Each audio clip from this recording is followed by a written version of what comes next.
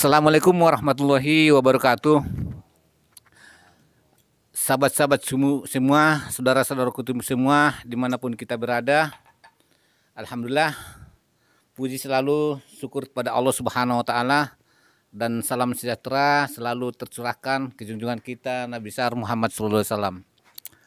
Alhamdulillah, di pagi hari yang cerah ini Allah memperjalankan saya dan teman-teman dari Gresik, yaitu ke tempat Padepokan Patrap Gebyok. Gebok ya Pak Pur? Gebyok. Gebyok itu entah bahasa apa nggak ngerti, tapi bahasa apa? Bahasa oh kayu. Kayu-kayu ini gebyok namanya. Oh, gebyok ke kayu. Inilah kalau kita renungi, kita pahami, untuk kita menjadi berkualitas hidup itu rupanya rezeki itu berbanding lurus dengan ilmu. Kenapa berbanding lurus dari ilmu? Ini kadang-kadang kita paham, ngerti, dipengertikan oleh Allah Subhanahu Wa Taala. Kon bahasa gebyok kan nggak ngerti. Bagaimana saya mendapatkan suatu rezeki, kon bahasanya pengertiannya nggak ngerti. Disinilah kadang-kadang kita perlu belajar ilmu, apalagi ilmu ketahuan, ilmu kebaikan. Maka dari tempat-tempat seperti inilah saya coba dulu berdiskusi, Bah Bejo maupun Pak Pur, teman-teman, sambil menikmati, mensyukuri apa yang diberikan Allah kepada kita. Seperti di tempat-tempat ini, waktu ini saya coba dulu berdiskusi. Mudah-mudahan pertemuan ini bisa mendapatkan suatu pencerahan bagi kita, bagi diri saya maupun sahabat-sahabat semuanya dimanapun berada. Amin. Amin, amin, amin. Jadi untuk hal-hal pendukung untuk mendapatkan rezeki itu kira-kira apa kiat-kiat Pak Pur? Coba minta tolong saran-sarannya. Ya. Saya pun kalau tahu nggak saya buka rahasianya. Ya ini nggak boleh diborong sendiri ini ya, nggak boleh. Ya opung ini. Iya. Kita dalam konsep rezeki ini ya, kita harus membedakan pemberian dan apa yang harus kita lakukan. Jadi ini tidak akan sama, apa yang kita lakukan itu pasti akan kita diberikan sesuatu itu tidak mesti itu terjadi gitu. Nah, maka di dalam konsep Al-Fatihah itu iya karena butuh itu kan kita berbuat. Dan wa iya karena nasta'in itu kan baru kita minta. Diberi atau tidak itu ya haknya yang memberi kan gitu. Nah, kalau di Quran itu kan iman dan amal soleh itu jadi satu ya. Beriman dan beramal soleh, maka kamu akan mendapatkan keberuntungan. Ya sebenarnya keberuntungan itu melebihi dari sekedar rezeki gitu loh. Orang dikasih rezeki kalau nggak beruntung ya ya kan, kalau orang banyak rezeki tapi tidak beruntung kan ya apa, rezekinya itu kan berarti kan ya, maka kita kejar beruntungnya aja. Beruntung itu walaupun rezekinya sedikit tapi karena beruntung ya semuanya itu jadi ini. Nah, jadi kiat-kiatnya adalah kalau saya ya melayani, kalau saya udah melayani itu meringkasan atau perasan saripati dari iman dan amal soleh. Nah itu melayani. Dari melayani itu maka kita akan menjadi orang yang beruntung. Tapi melayaninya itu memang karena Allah loh ya. Kita melayani keluarga, melayani anak istri, itu bukan karena takut istri gitu loh. Beda. Orang yang melayani istri karena takut istri ya akan diinjak-injak sama istrinya kan gitu.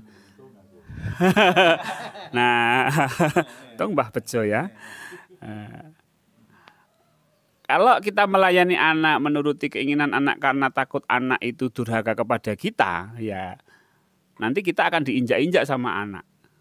Jadi bukan karena anak, kita melayani anak bukan karena anak, kita melayani istri bukan karena istri, kita melayani pelanggan juga bukan karena pelanggan. Kita amanah dengan uangnya bukan karena uang, tapi kita memang karena Allah. Nah itu, maka Allah akan menurunkan rezeki dari arah yang tidak disangka-sangka. Nah itulah keberuntungan. Berarti amal soleh itu termasuk bukan uang ya Pak Gun? Termasuk amal ya? Tenaga bisa juga? Uang itu kan pemberian, amal soleh itu perbuatan kita. Misalnya saya di sini melayani Pak Kame, melayani Pak Kame, tapi saya nggak melayani Pak Jais, karena Pak Jais nggak ada di sini misalnya, karena yang datang Pak Kame. Bisa jadi Pak Kame kalau dalam kemanusiaan ini Pak Kame nggak memberi apa-apa kepada saya, justru yang memberi saya malah dari Pak Jais misalnya. Artinya yang memberi itu kan bukan dari manusia, tapi dari Allah. Nah Allah kan bisa memberi kepada melalui siapapun gitu loh. Bisa melalui Pak Kame, bisa melalui Pak Jais, Pak Dayat, siapapun bisa. Tapi saya melayani ya kepada siapa yang harus saya layani. Nah itulah konsep rizki. Kalau kita pengen rezeki berlimpah ya layanilah orang sebanyak-banyaknya sebaik-baiknya. Misalnya seperti Pak Dayat ini warungnya itu melayani 24 jam ya Pak Dayat. Nah itu. Padepokan Patrap ini juga 24 jam. Mau jam berapapun di sini pasti ada. Kalau pagi ya saya, kalau malam Mbah Bejo. Berarti kalau umpamanya orang minta tolong kita kepada kita ada waktu gak dilayani berarti salah ya Pak? Ya karena kalau nggak ada waktu ya nggak apa-apa. Misalnya saya nggak bisa melayani Pak Kame di sini karena saya sibuk kerja ya saya minta maaf. Nggak bisa, saya melayani semampunya. Ada waktu luang saya nemuni Pak Kame.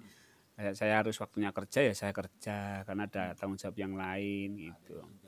Pokoknya kita melayani bukan melayani terus kemudian over ya inilah berlebihan yang sampai kita mengorbankan yang lain sampai enggak kerja sampai ya itu ya salah karena saya juga harus melayani orang-orang lain itu. Berarti kayak gini Pak Gun, di antara kita ini maaf loh, di antara kita gini, karena dia udah cinta kepada gurunya, ini maaf Pak Gun, udah cinta sehingga melayani gurunya itu berlebihan, tapi keluarganya nggak diperhatikan, itu terlalu nggak sebanding ya Pak Gun, nggak kurang balance ya. Ya kalau keluarga tidak dilayani ya tidak balance. Semuanya itu butuh pelayanan. Mana yang penting ya? Iya, guru ya harus dilayani, murid ya harus dilayani, keluarga dilayani ya. Makanya itu pandai-pandainya kita.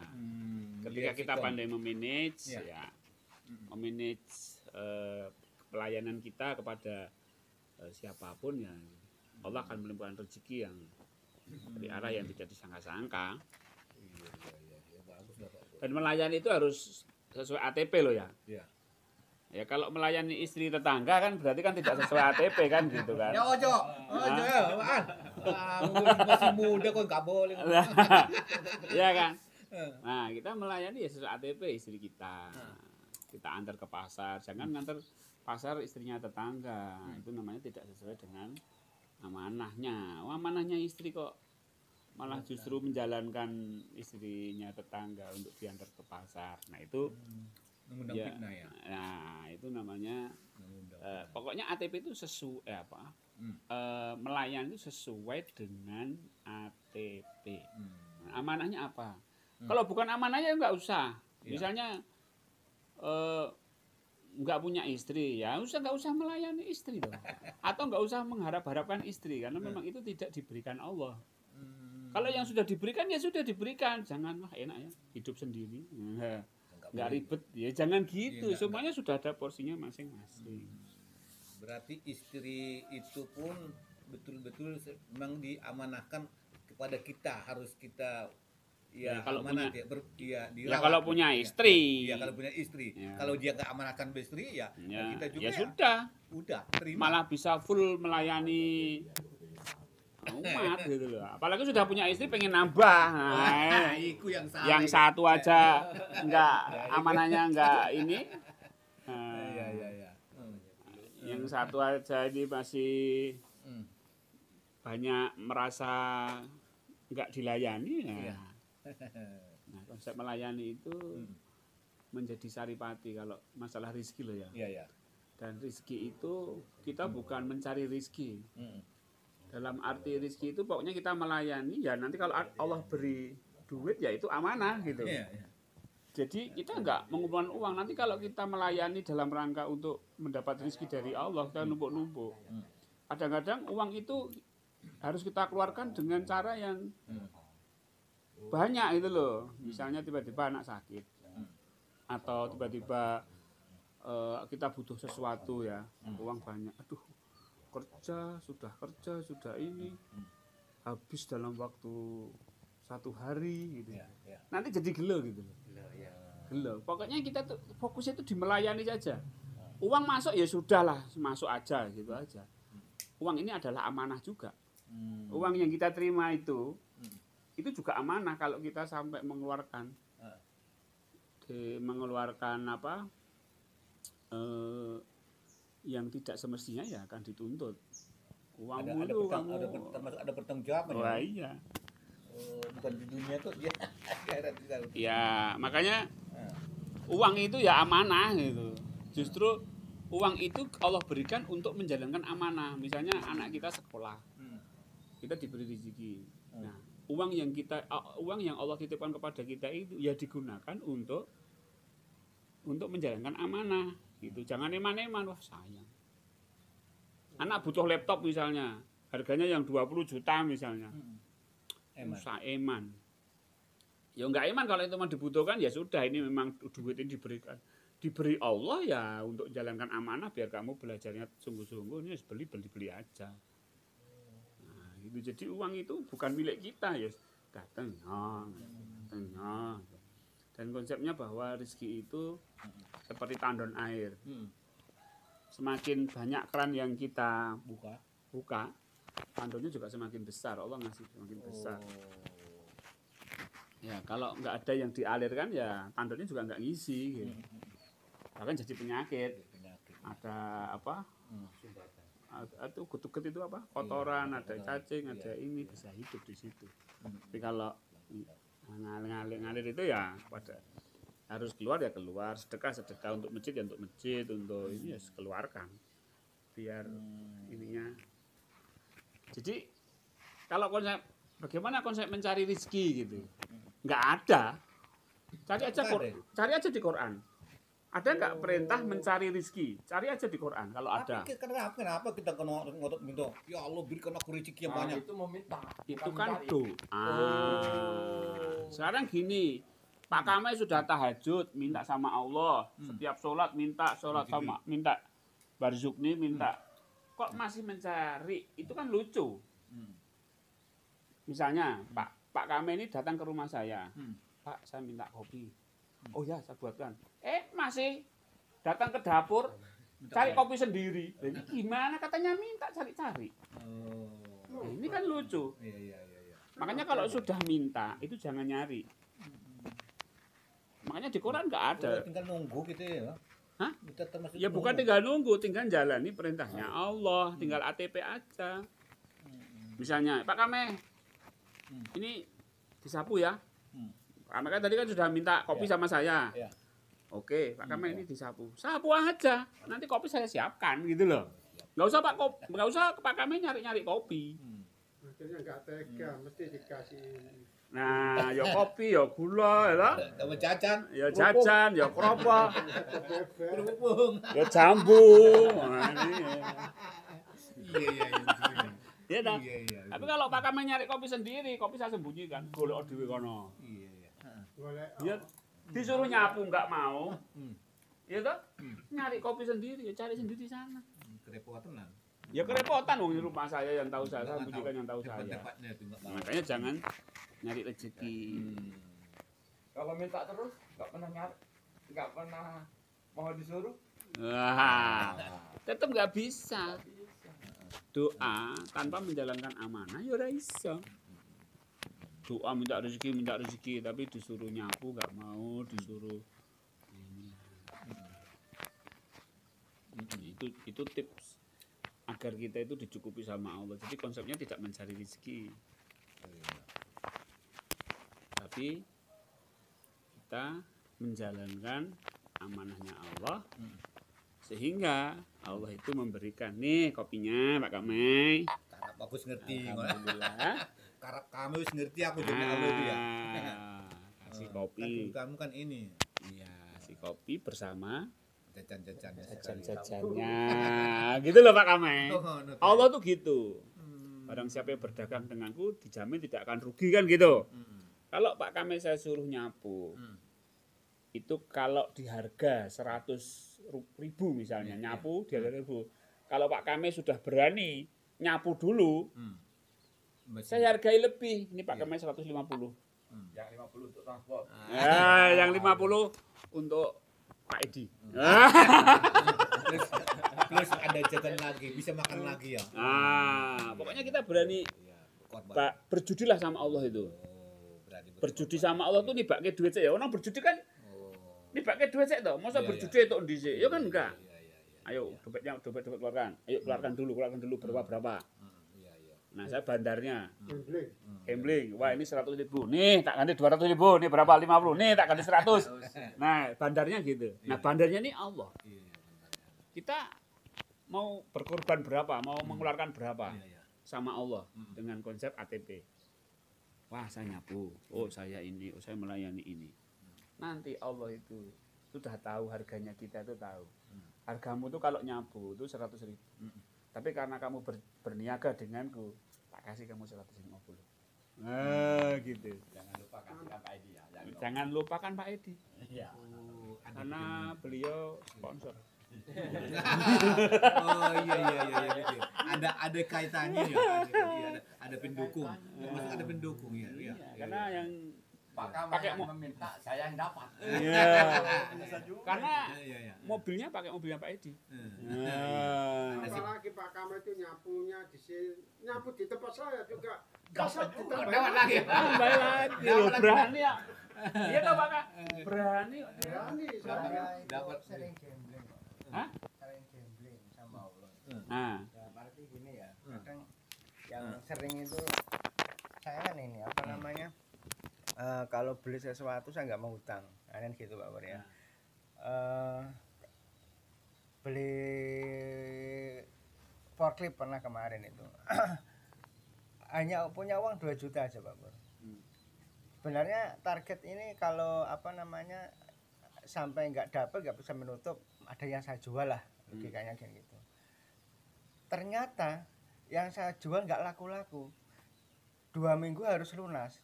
Lah saya gini, Pak ini tak DP 2 juta dulu ya, nanti kalau 1,5 bulan saya lunasi. Padahal itu budgetnya 35 juta, hanya punya uang 2 juta. 2 juta. Nah, saya minta sama Allah, ya Allah, tumpuanku hanya Engkau. Saya mau beli ini semua juga atas izinmu, kehendakmu. Bukankah Engkau maha kaya? Bukankah maha memberi? Dan saya membeli ini, saya tidak menghutang. Saya hanya meminta kepadamu. Itu Pak Bro. iya. Pas waktu pelunasku 2 minggu itu parkir juga agak laku. Terus akhirnya saya telepon sama ini apa namanya yang punya barang. Pak, mohon maaf ya Pak, ini gini aja ya. Kalau nanti 2 minggu ini wayah penyelesaian saya nggak bisa nutup ya enggak apa-apa, nanti uang nggak usah kembali. Nah, gitu. Enggak tahunya Pak Kamai datang bawa uang. Ternyata orangnya marah Pak. Bukan. Oh, Marah. Madura itu Pak. Oh. Saudara Pak ini. saudara. Ya apa mas aku kan tak jaga aku tak gawe tuku tanah, tak gawe ini. Ya apa iki kanggo anakku anu. Akhirnya saya meminta lagi sama Allah, ya Allah bukankah Engkau mengajari diriku tidak membuat orang kecewa. Saya memohon kepadamu ya Allah, sesuai apa yang saya ajukan waktu pelunasan saya bisa melunasi. Ya persis 2 minggu itu Pak Pur, dari 2 juta bisa nutup 35. Nah, yang mau saya jual nggak jadi, saya nggak saya jual sampai sekarang itu. Truk ya gitu, bersamaan antara Nevorkil sama truk ya gitu. Saya DP 2 juta, saya hanya gini aja, nggak apa-apa kehilangan 2 juta. Cuma ya saya punya prinsip, Allah Maha Kaya, Allah Maha Memberi, Allah Maha Pengasih Penyayang. Itu keyakinan saya itu. Ya pas dengnya itu ya selesai, dapat. Mbok diajari sama Pak Kamal gitu. Ya, itu, apa namanya, sering gambling di bab itu. Kira-kira jawabannya Pak, pendapat Pur bagaimana itu tadi Pak Jobin? Ya, ini nilai yang perlu kita ambil dari Pak Jas itu kan komunikasinya kepada Allah ya. Oh, gandolkan dulu. Ya, komunikasinya tadi coba kalau diperhatikan kan tingkat komunikasinya itu komunikasi yang seperti komunikasinya Nabi Musa kepada Allah, komunikasinya nabi-nabi itu ketika dia terdesak kemudian minta sama Allah gitu kan.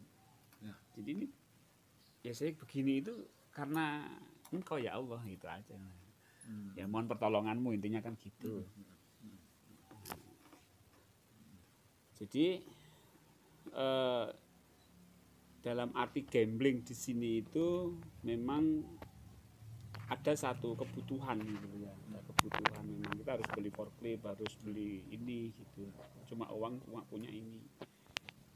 Jangan tidak ada ATP-nya terus Pak Kame ikut-ikutan, aku tak beli forklift aja atau beli truk aja gitu, punya uang 2 juta DP gitu, DP 2 juta ya, yang nggak ada ATP-nya, yang bidangnya tidak di situ ya kan jadi sesuai dengan ATP. Sesuai dengan ATP. Apa? Misalnya kalau Pak Dayat kan dia kuliner, buka warung kan gitu. Nah, mungkin zaman sekarang anak muda harus pakai wifi misalnya kan gitu ya. Mungkin sudah ada ya Pak Dayat ya. Nah, misalnya belum ada misalnya belum ada Pak Dayat. Wah, ini ya Allah, ini kebutuhan wifi pelanggan saya ini penting ini. Saya mohon, misalnya uangnya Pak Dayat ini mepet gitu ya, pasang harus 1 juta misalnya, saya uang 100.000, berani 100.000 Pak, saya berani DP dulu 100.000 untuk pasang wifi, nanti 2 minggu saya lunasi, berani karena memang ada ATP-nya gitu loh. Jadi karena melayani, misalnya Pak Jais tadi beli forklift, beli truk itu karena memang melayani pelanggan, bukan nggak ada apa-apa. Kalau begitu aku tak tuku truk aja. Ya meledos. Karena nggak ada ATP-nya. Nah, ATP-nya di situ, Pak. Iya toh? Iya. Misalnya, wah ini harus punya penggilingan kopi sendiri misalnya. Biar nanti kalau ada yang betul-betul pengen ngopi itu saya gilingkan baunya ini. Wah, padahal penggilingan kopi itu harganya 30 juta. Tapi karena ini kebutuhan mereka sering nanya, pelanggan sering nanya. Ya sudah, uang saya punya 5 juta. Berani kredit. Atau berani apa tadi Pak Jais enggak berani enggak utang. Ya sudah, DP aja nanti 1 bulan saya lunasi gitu, berani. Nah, kan ada ATP-nya, memang ada kebutuhan di tempat makannya Pak Dayat ini orang pengen kopi gitu loh. Kopi yang enak. Oke. Dilanjut sama Mbah Bejo nih. Iya, Bang Jo. Ya, alhamdulillah. Ngaten saya Ya, terima kasih Pak Pur ujangannya. Nanti biar teman-teman dilanjutkan sama Mbak Bejo sering-seringnya. Mudah-mudahan Mbak Bejo, kami berdoa sama Allah Subhanahu wa taala semoga Pak Pur selalu sehat selalu. Amin. Ini coba sedikit ditambahi wawasan. Kelihatannya itu di dalam asik menikmati gebok ini. Coba dulu gebok. Gobyok. Ini mohon Mbak Bejo ditambah sedikit wawasannya untuk pengertian bagaimana kita berjalan itu untuk kesuksesan kita itu ke hari yang berikutnya, kehidupan yang berikutnya. Mohon pencerahannya Mbah Bejo, motivasinya untuk kita dan teman-teman maupun yang di sahabat-sahabat. Ada yang belakang. Assalamualaikum warahmatullahi wabarakatuh. Konsepnya kan ngobrol ya. Iya. Jadi yo ngobrol lah. Iya. Jadi nggak perlu tausiah. Iya. Betul. Kan intinya bagaimana kita sukses di dunia sampai di akhirat. Intinya kan itu. Sebenarnya di Al-Quran itu yang ada konsep keberuntungan. Beruntung, bejo, untung bejo, bejo dunia, bejo akhirat. Bejo dunia, bejo akhirat sajane yo sudah tahu semua kan yo. Sadar Allah 3T ATP kan. Kan cuman itu toh. Iya, alhamdulillah Hah? dapat jambu enak makan. Iya, kan cuman itu sadar Allah 3T ATP. Ya, masalahnya kita bisa konsisten enggak?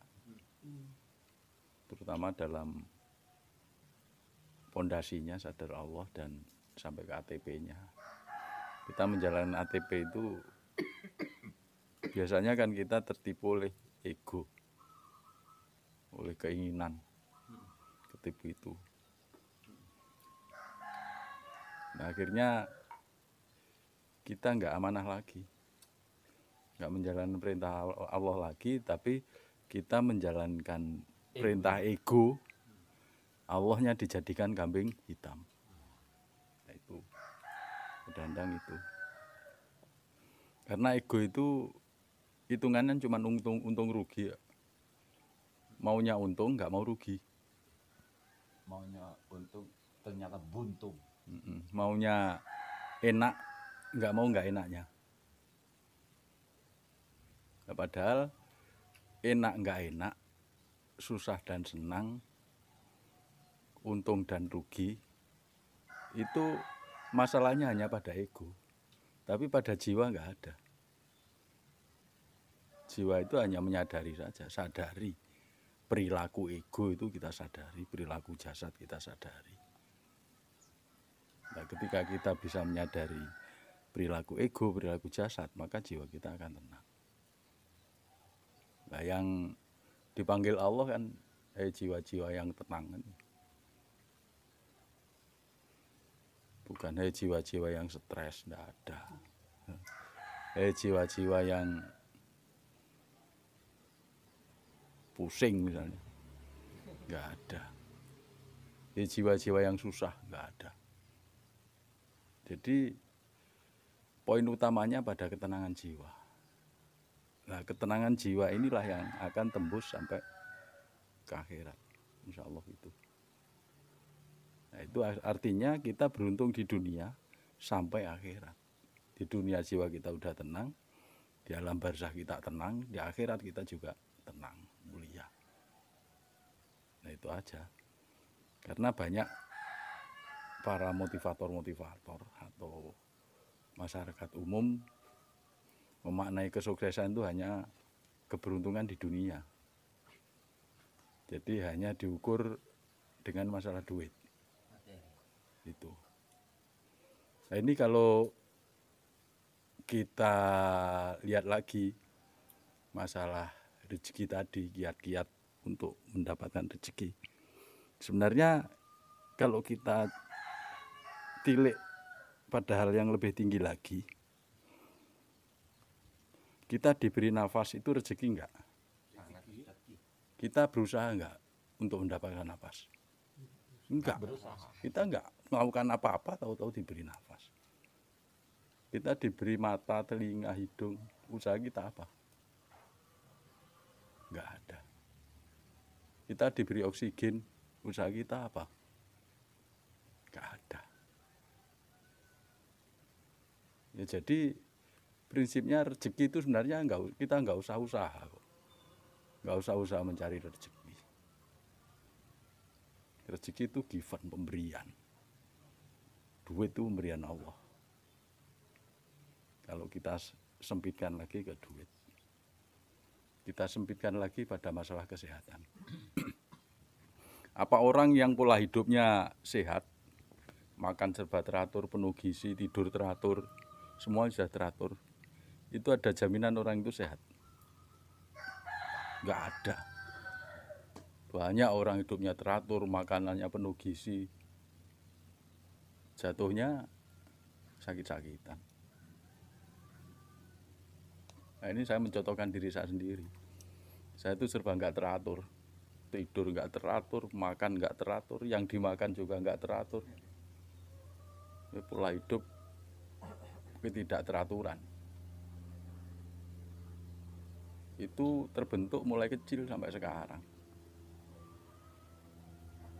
Jadi terhadap hal yang berbau kesehatan, baik itu medis maupun non medis, nah itu akhirnya nggak berlaku. Jadi mengapa kita diberi sehat? Ya memang Allah berkehendak sehat, walaupun kita nggak melakukan apa-apa sehat. Walaupun kita nggak sadar Allah berkehendak sehat. Contohnya banyaklah yang kita lihat saudara-saudara kita yang hidupnya di jalanan itu, di kolong-kolong jembatan, pakaiannya nggak karu-karuan, makanannya bekas makanan orang di tempat sampah itu dikorek-korek, sama sekali nggak sehat. Tapi kenapa sehat? Dan itu nggak ada usaha.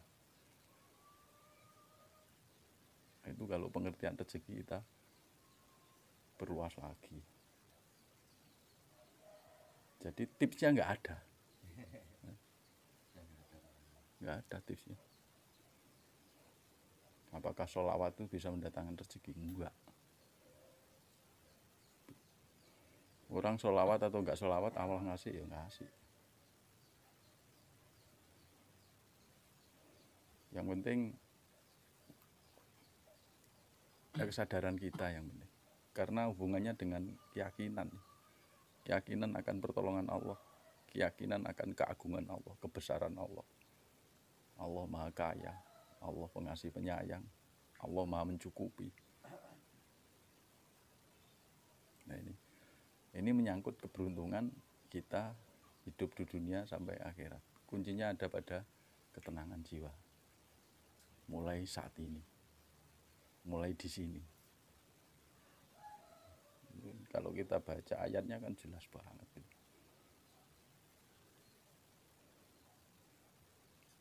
Nah itu Pak kami.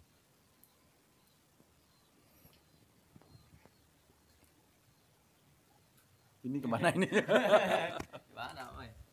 Alhamdulillah, terima kasih Mbah Bejo atas motivasinya dalam mendapatkan suatu peningkatan uang-uangnya.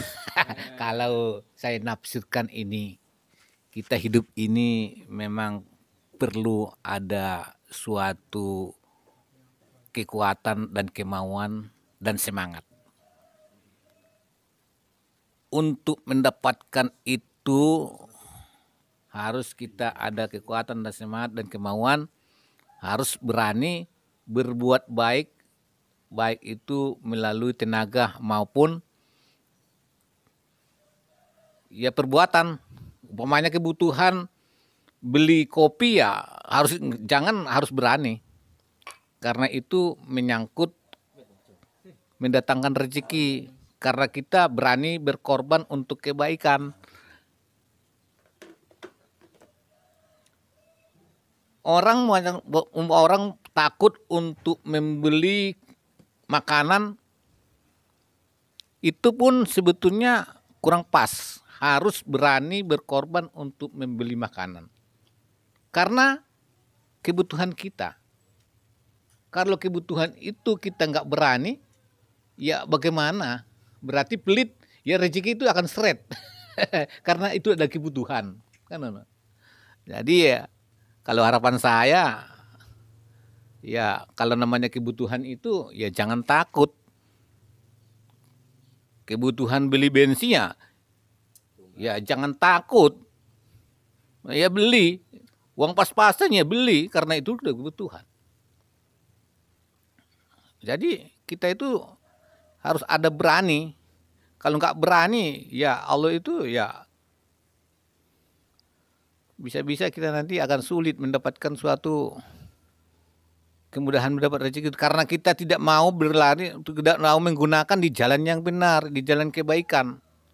Kalau kita berjalan di kebaikan, di jalan kebenaran, ada ya semangat, insya Allah akan kita ditolong oleh Allah Subhanahu Wa Taala. Inilah yang kami sedikit bincang-bincang kami di Padepokan Patrap Surakarta, Goblok. Dan mudah-mudahan kami berdoa pada Allah, kita tempat ini, semua sahabat-sahabat dimanapun berada, dan semua makhluknya, semoga berbahagia. Amin, amin ya rabbal alamin. Akhir kata, mohon maaf. Sudah dengan salam. Assalamualaikum warahmatullahi wabarakatuh.